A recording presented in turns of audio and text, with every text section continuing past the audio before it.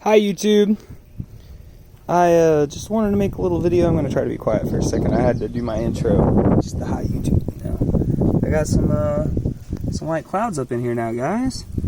And I think I got, man, it was either 10 or 12. I really honestly didn't count them because Aquahuna's amazing. They sent me today, I got the 10 or 12 white clouds in the bag. Just 6 Japanese trapdoor snails, and then 16 blue velvet blue or blue velvet shrimp. They are Neocaridinias, but yeah, the white clouds swimming around, acting really good after I acclimated them. I just did a little drop method on these, just dropped the bag in the water and let it acclimate to the temperature, and then I cut the top off and you can kind of pull the bag up and get it to funnel in a little bit more water from the pond. I did that until it was full, poured a little off, and then did it again, and that was that. I just, white clouds are pretty normalized to being outside, and I know this water is good because I had quite a few things still alive in here. So, yeah. Got those guys in though. They're pretty small. I will say, like most of Aquahuna's stock comes in fairly small. But, like, good, healthy stock, so that's good. I didn't realize that they actually sent the trapdoor snails, so I, messaged them. I was like, hey, the trapdoor snails aren't here, and they were like, they're in a paper towel somewhere. They sent them in, a little wet paper towel, which I actually like that method, because it seems like they are less likely to get crushed by, swinging around and hitting into each other and stuff. But they were in the top of the fish bag. So, the fish bag was double bagged, and they were in the, the secondary, the outer layer.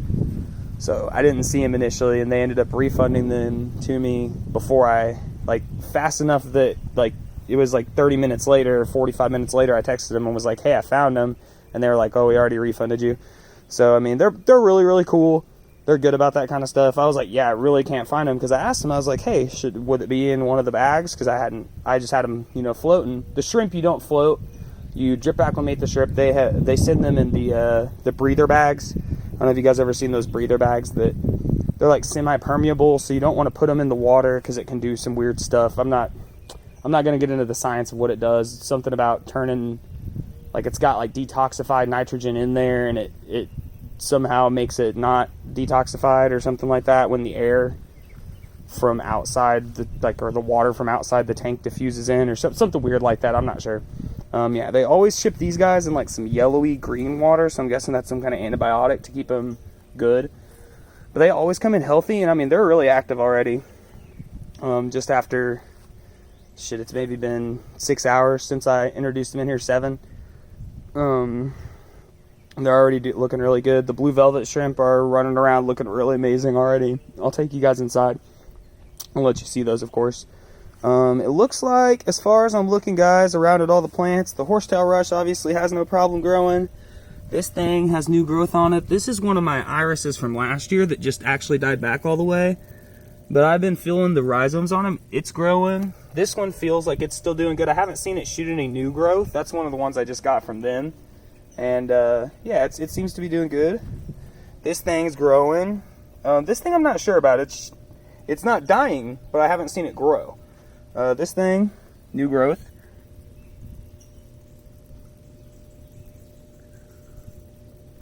All down in there, those littler leaves. Underneath there are new growth. And it's got these nice roots. This thing looks so cool. Actually, let me see. Yeah, there we go.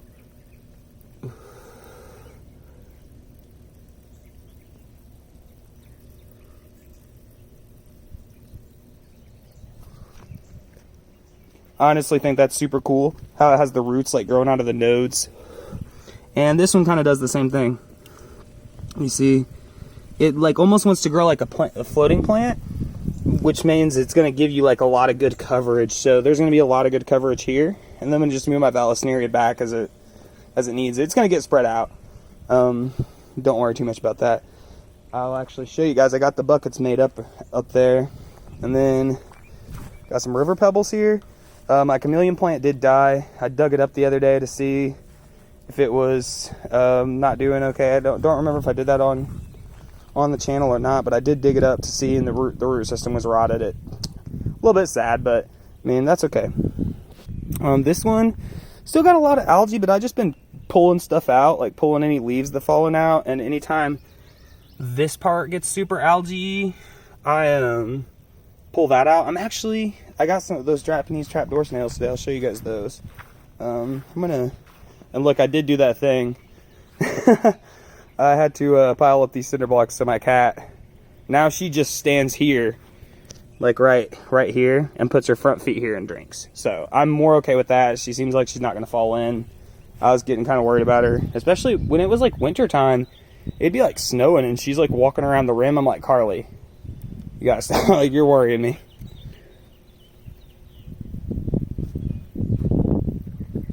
So yeah, guys, probably about to take you guys inside. Oh yeah, the trapdoor snails. So I had to make sure all of them were living. So I put them all, I thought some of them were not doing good, but as you can see, he's doing just fine.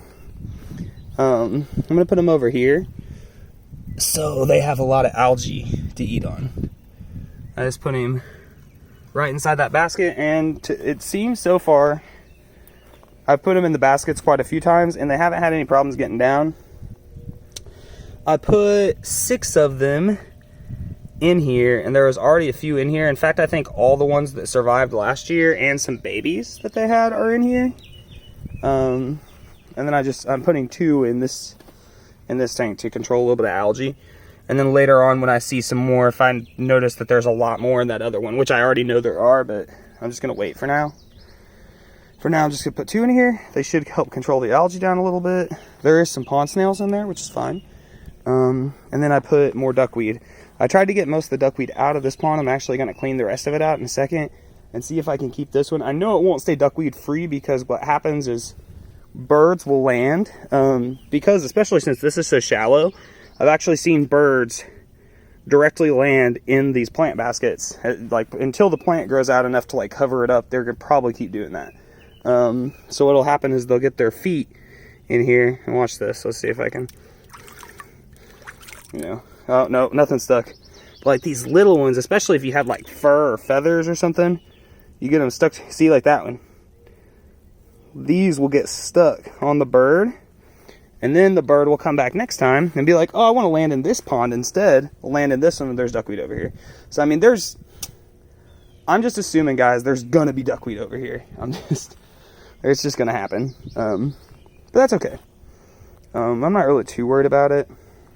I am gonna get a few more plants for over here. But for now, the duckweed is gonna keep it shaded out to where it doesn't grow as much algae. And I got those couple trapdoor snails in here. I'll probably throw a few more in. And I'm taking 2 of the trapdoor snails inside. I knew they bred before, but I didn't know how slow. People say they breed really slow. So I think that I'm okay with taking them inside. I'm actually going to take one more. This guy's been doing good since I released him. He's a very happy camper. And I mean, look at these guys, man. I mean, these guys just look gorgeous. Let's see if I can flip him around. See that? And I don't know, you see these, they got like babies on them. I don't know if those are trapdoor snail babies or if they're pond snail babies that just are like hitching a ride, cleaning them off. But yeah, we're gonna just lay him right here. And they don't seem to have any problem with that. So yeah, they should be getting a lot of algae in their diet now. So there's definitely 1 of my new ones in here. 3 of my new ones in there, and then 2 are inside. I'm going to keep those 2 in the paludarium. I was going to keep mystery snails in there, but I went and got a mystery snail from Pet Supplies Plus, and it just like instantly died, and I was like, man.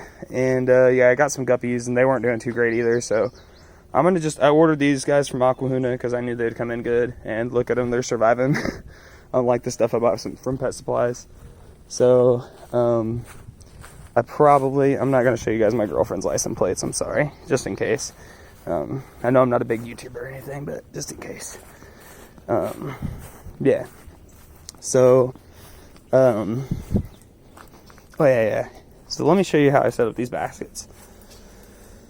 These are the ones that I'm going to use for the valve. I was going to hang these on the sides because I thought maybe the contour would work, but the hooks and contour, and it just doesn't match up. It doesn't work.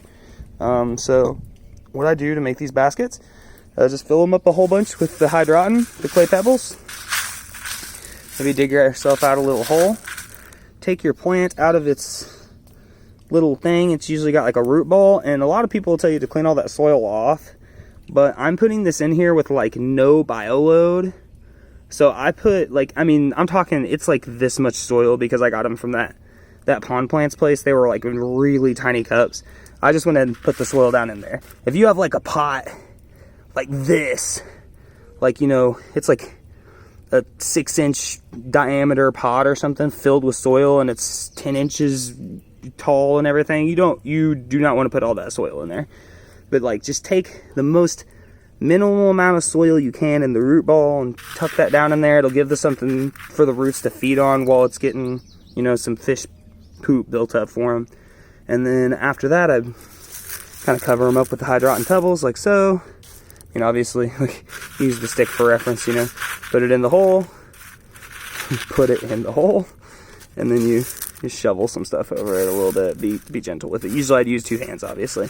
And then those rocks that I had out there, which I bought from Walmart, sitting on the side of the pond there. I don't know if I showed you which. I think they're just river pebbles, but they're like a little bit smaller than river rocks. River rocks are like all just big ones like this. The river pebbles are like a lot of these and a lot of little stuff. I found that that's pretty good. You just put like a 1 to 2 inch layer on top of this, and then it keeps those hydroton pebbles from floating away. And then you have a pretty lightweight basket, but it's not going to float away, and it looks nicer. The rocks actually on the top make it look like, you know, it's going to match the bottom of your pond, especially if you put this. I'm going to put rocks and sand in the bottom of there. I already put some in the other one, so it's going to match. It's going to be like the same color rocks in the top that it is in the bottom, and it should look nice. So yeah, guys, that's how I did that. If anybody was wanting to know, I know I didn't really do that on the channel. I just had them in the clay pebbles before, and then I was like, I'm just going to put rocks on top of them. Never really talked about it. That's what I did. Put like 4 inches, 3 inches, depending on how deep your basket is. 3 or 4 inches of clay pebbles, and then like 2 inches of rocks. You're good to go. Make sure that if you have a plant like an iris that has a rhizome, you do not want that rhizome to be completely covered up with rocks. So make sure, like, bury it in the clay pebbles, put the rocks down, and then pull on it, like, ever so lightly, like, you know, pinch it and just kind of, like, pull up the rhizome just a little bit so the rhizome's getting some light and some, like, airflow. Not necessarily, like, airflow, but the water flow. It doesn't want to be, like, stagnant underneath the gravel with a bunch of waste building up on it, no light getting to it. It's not going to like that. So anything with a rhizome, irises and stuff like that. I think that arrowhead plant also has a rhizome that it grows from. Once the plant ends up getting matured, it's a little less of a worry because it's getting its oxygen and its light and stuff from the leaves at that point, you know, more so. So yeah, guys, that's it for that. I'll go show you the other stuff. So yeah, I got white clouds. I got these pretty blue shrimp. The blue shrimp were a little bit expensive, of course, because, I mean, what am I going to say? They're blue shrimp. That's just how it is. But the white clouds are, I think, about $2 a piece. So that's pretty good. The trapdoor snails are about $2 a piece also, I think. Which is a little bit cheaper than Pet Supplies would sell them to you for. But yeah, here's these blue shrimp. The blue velvets. And you know, I read some negative comments on there, reviews, that they were saying, like, oh, they don't cull their line enough and everything. I think this line looks pretty good. Personally, I mean, look at them. I mean, they're not all exactly the same, but that's kind of the fun of having a shrimp colony, is like, you're supposed to cull them. I'm not gonna cull them, but most of them have that like blue jewel look on the front there, and then like a lighter body. Only some of them have just a straight lighter body. You see, even that one has like a dark blue on the front a little. Oh, look at this one. Yeah, so I mean, I think they look pretty good. They were a little expensive. I think they're like $3.50 a piece or something. There's your trapdoor snail. And there were some babies on these trapdoor snails I brought in. Where's the other one? But I already have pond snails in here, so I was like, whatever. If there's pond snails on them, there's pond snails on them. Oh, there's the other one. Yeah, but look how good those look on the tip. Just looks like painted. And yeah, the shrimp look good too.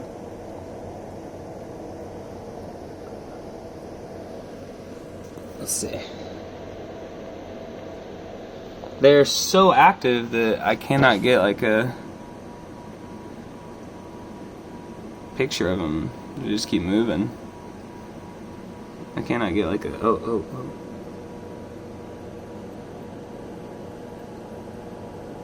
Come on, give me time to focus it. Come on, dude. I almost am getting that guy. They just don't, I guess they just don't like me getting them on video. They know. See, look, this is still, and then it's gonna run away, isn't it? Oh, no. Yeah, see, y'all can't tell me. I know that didn't, it's not wanting to focus. There we go. That looks pretty decent. There's like a smear on the tank, and it's making it not be able to full focus, but man, anybody who's telling me that that thing doesn't look cool, doesn't look like it. See, look, they look very similar. They got that like breaking up in the shell to where it's like light blues and dark blues. I'm just refocusing it over and over again to try to get it to look good again.